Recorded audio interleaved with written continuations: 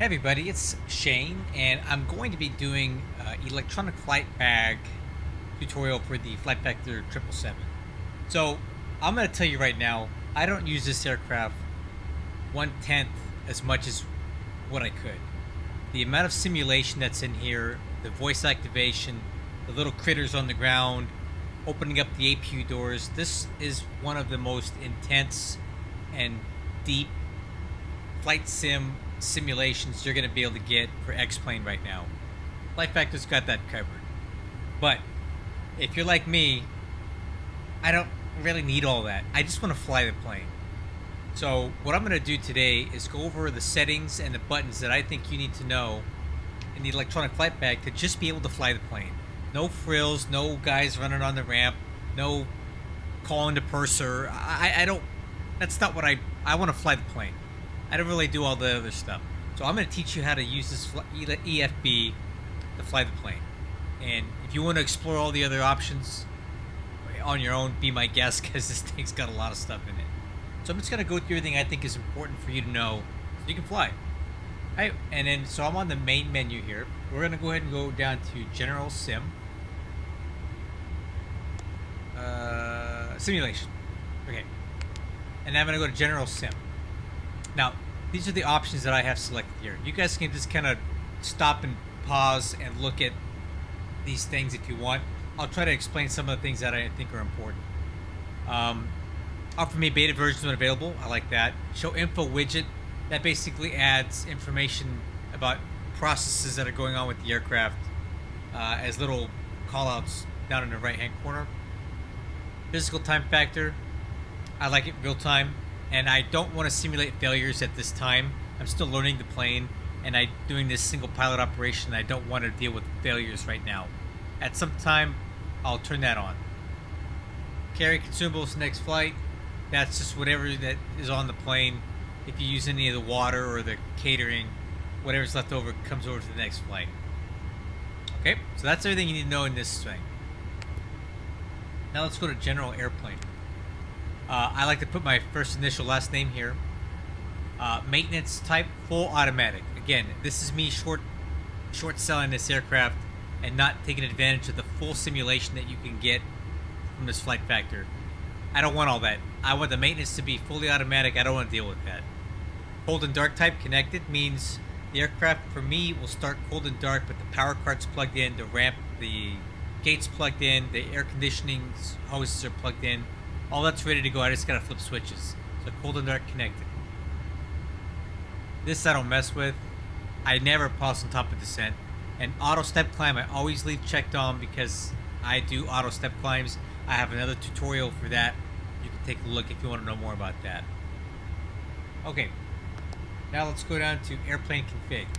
I fly United Airlines, and I simulate their 364 passenger capacity configuration. So the way they have it set up on most of theirs is they have 24 business class seats and the rest all various types of economy. That's what I like to do, but you guys can go in here and play with all the different combinations, change the seat capacity however you like. This is what I do. And I know it says 3 class configuration, but to get 364 passengers so it lines up with my SimBrief OFPs, this is how I had to configure it. Alright. The cargo hold, you can mess around with this. I leave it default. I don't mess with it. Alright, now down to avionics. These are all the options that I have selected. We're going to go through all this stuff. But basically, the one that I think is most important out of all of these is the RAS. This is your runway alert system. I like to have that on. It says approaching runway 24 and it talks to you on runway 24. That's what's going to give you those callouts, is this right here. The rest of these options are pretty straightforward. I leave them all clicked up. Now I go over to EFS. There's some good stuff in here. These are all of the options that I have selected.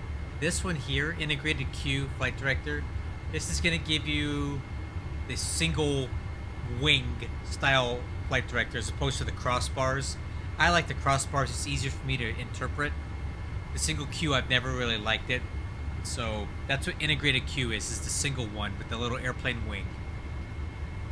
Now over to 2 out of 2. I keep this selected, but this is kind of an optional thing. And these are my altitude alert zones that I like to use. Okay, and that's it for avionics. Down to ground operations. This is kind of a big one here. I believe that when you first start this airplane up, this is going to have all the little guys walking around the ramp. I don't want all that. They get in the way. I just want to fly. So I click this off to get rid of all the little people running around on the ground. All these are selected here. All these are selected over here, although I use better pushback, so the tug isn't really coming into play on this. So there you go. Okay, interaction. The sound options are pretty straightforward. These are to your personal satisfaction. Graphics and effects, this is again entirely up to you. You guys can experiment with this stuff on your own. None of this really affects flight. Now, interaction, this is probably where I'm there's some important features in here that I think you guys need to know about. Use throttle block. Okay, this is really important for me because I try to keep my throttles synced up with the auto throttle, right? So you have the little ghost throttle thing that you'll eventually see on here.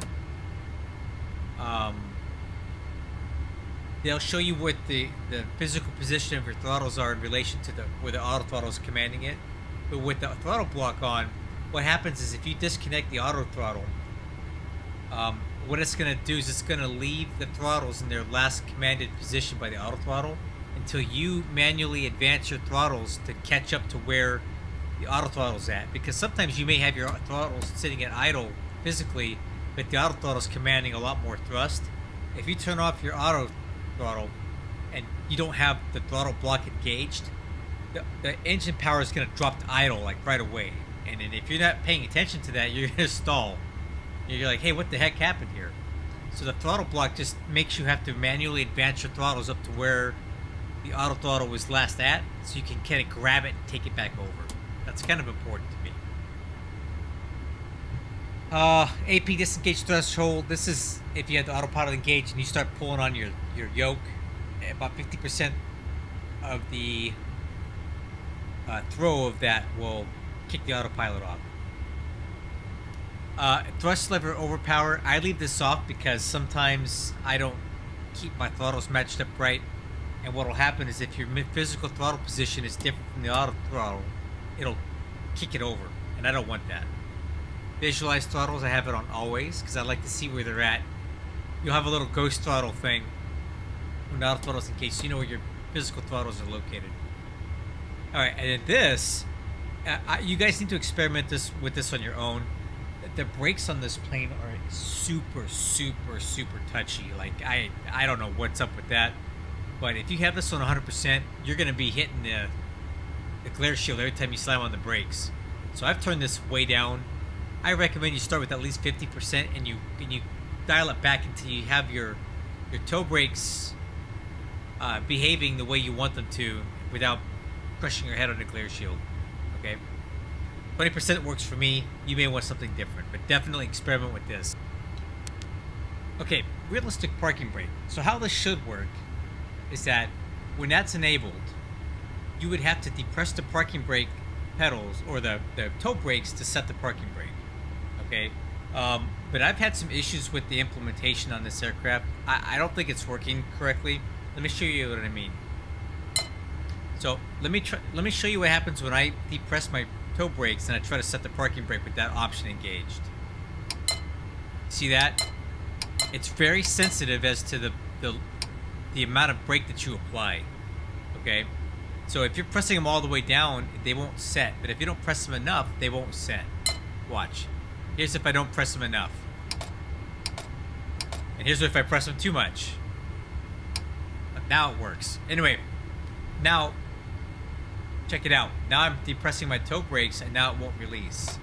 So it's not working well for me right now. I think they need to work on the code a little bit. So I turn this off. Now, basically, to set the parking brake, I pull the lever, and then to release it, I tap the toe brakes, and then it works fine. I do miss being able to press the brakes down to set the parking brake, but if it's not going to work correctly or be inconsistent like that, I don't want to mess with it. So I leave that unchecked for now. Okay, so let's go back to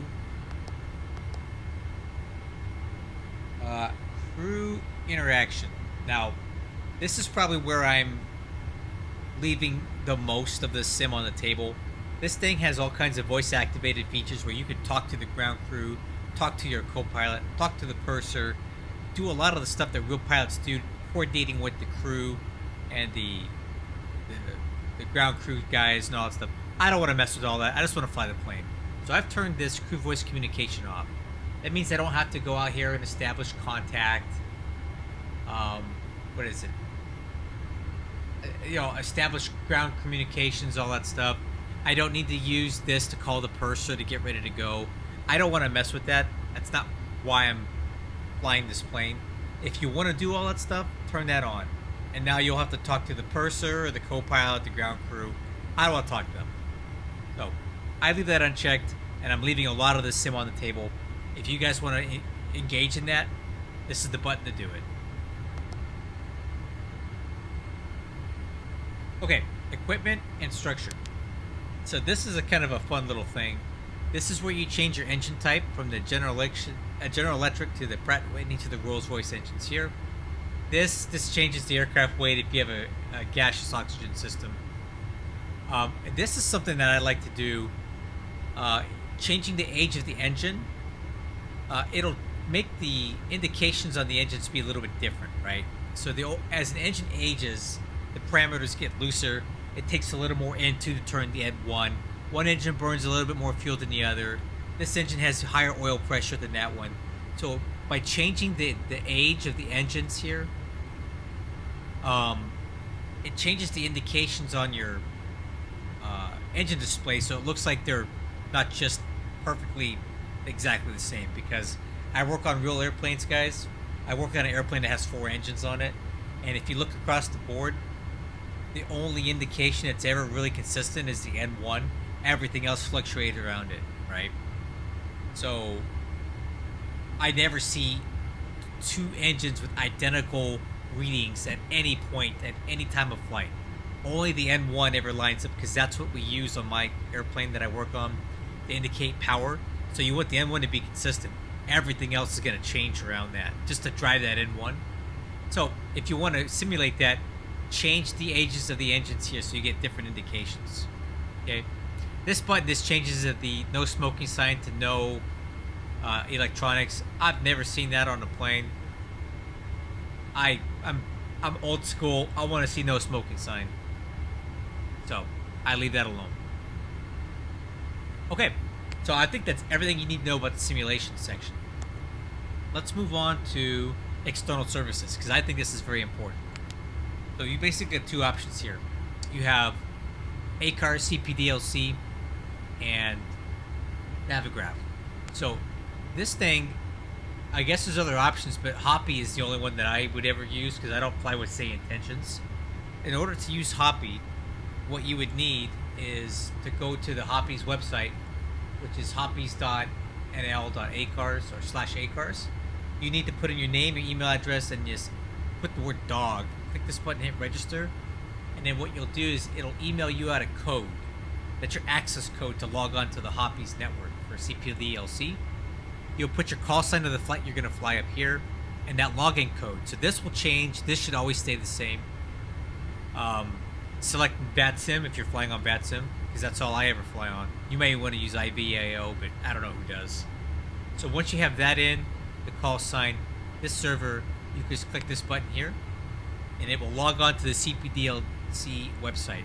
Now, given that I'm primarily a US-based pilot, I hardly ever see this used, but I hear in Europe they use it a lot. And of course your 777 here does have provisions for using CPDLC, and it's run through this page here. So I recommend you log on to that, and if it hurts to have it.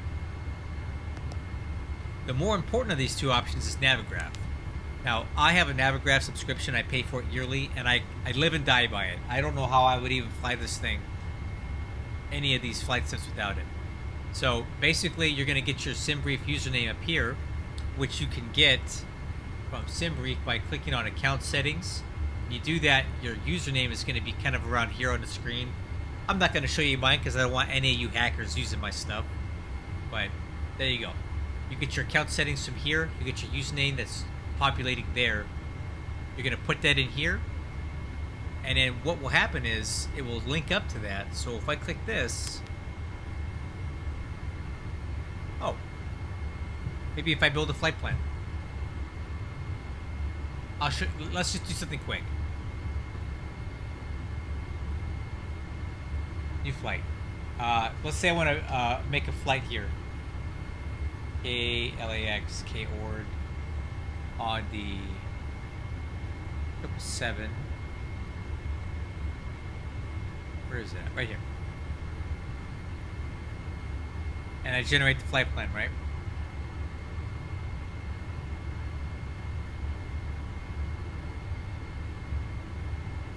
Now that this is done, and because you put your username in here, you click Get Data from SimBrief. Check this out. Your flight and everything is loaded up in here, and this is very, very important, okay? Because you're going to want this because the aircraft will load off of this, okay? So that's why I think it's very important to use SimBrief and connect it here. Navigraph, SimBrief, all that stuff. That's how you do that. Okay, now let's go over to airplane. This is the last section that we're going to talk about. A couple things here. These are how you control all the doors for the aircraft here. And it makes a really cool sound when you do it. Listen. The green chevron means it's open. That means it's in transit. And black means it's closed. That's how you control all the doors in the aircraft. Alright. Ground service. This is the other thing that I use a lot. These are all the things, these are the absolute must things that I think you need to have. And even this might be a bit much. Air conditioning is optional, but I like to simulate it. The chocks, the gate, and the GPUs are all very important to the aircraft. This is all tied together, guys. So the gate, the way I have this thing configured, if you do it the way I did it, is the air conditioning and the power cards are brought on by the gate. So if I click gate here, it's going to pull the GPUs and the air conditioning. The chocks you'll still need to do separately. So keep that in mind. The gate controls the GPUs and the air conditioning, on and off. Oops. Doors. I think there's the next page on here. Oh, no, I'm on the wrong thing. Ground service. I keep messing that up. Ground service. What's next? Oh, next page, right here. These are all the different things that you can open up on the airplane. Again, I don't mess with a lot of this stuff because I'm just here to fly. But this gives you all the cool bells and whistles outside, okay? What else we got? Oh, this is super important, guys. Check this out. This is how I do weight and balance in the aircraft. I use simplified ZFW, zero fuel weight. It's just easier for me this way.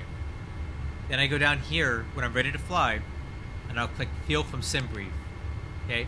What that's going to do is it's going to load up the aircraft based off of what SimBrief calculated for you. After I do that, I go over to loading page. And then if you want to simulate the real-time loading and you want to take an hour to do it, you just click each one of these things here. And it'll start loading the aircraft, and it will take quite a while. For me, I like to get going quickly, so I click simultaneous full load. And what that's going to do is it's going to load your passengers, your catering, the cargo, and the fuel instantaneously. Like, it's done. The airplane now has everything in it you need to fly. Then I'll go down here to CG summary, and I'll observe the CG configuration. If you don't like it, you can change it this way. You can move the CG around like this. It depends on what kind of CG you want. 25% is pretty good. If you want a bit more tail heavy, you can slide things aft. If you want things a bit more nose heavy, well, you'll have to play around with that, because I think this thing's already as nose heavy as it's going to get. But you can optimize it this way. Okay? And then the weight summary is always good. You can check to get your exact zero fuel weight, because you'll need that for the EFB, for the FMC later on. So I like to write this down, 391.9, and just confirm that everything looks right. Okay? What else we got here? Maintenance. Again, I don't mess around with this. I just click this button every now and then to make sure that the aircraft is serviced up and ready to go. I don't mess with the rest of this. Again, I'm leaving a lot of options on the table here. You guys should play with this if you want to get that full experience. I just want to fly.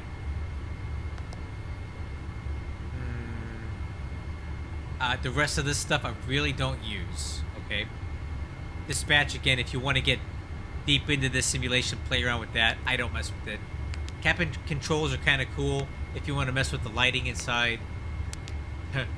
The WC controls, if you want to make sure people aren't using the bathrooms too bad. I don't mess with that too much. The climate control, that's usually controlled by this stuff up here, the cabin temperature. But I guess if you want to get involved and mess with each zone, you're welcome to do so. I don't do that. Okay, failures control. If you want to do failures, you can mess with those here. I don't right now. Captain's commands. Again, I just kind of skip this stuff because I just want to fly.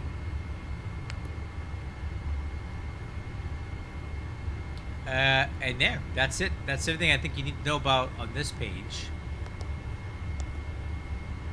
And quite honestly, guys, I think that's everything you need to know to fly. I know this thing took a long time. I think I've been talking for like 30 minutes. I'm sorry. But there's so much going on in this thing. And I've only scratched the surface. But if you set this thing up the way I just showed you, this is going to optimize you to just fly the plane. So when I load up, the next tutorial I do is going to be a cold and dark setup video. And I'm going to go through everything from this plane being pitch dark, basically looking like this, and I'm going to get you ready to take off. So that'll be the next video. But in order for that to work, you kind of need to know how this worked first, because I have this aircraft kind of pre-set up a certain type of way for that all to happen quickly. And a lot of those options I just showed you tonight. So I hope this helped. If you have any questions, please come over to my Discord server. The link's in the video description. Add a comment to this video, and I'll get you an answer one way or the other. Catch you on the next one.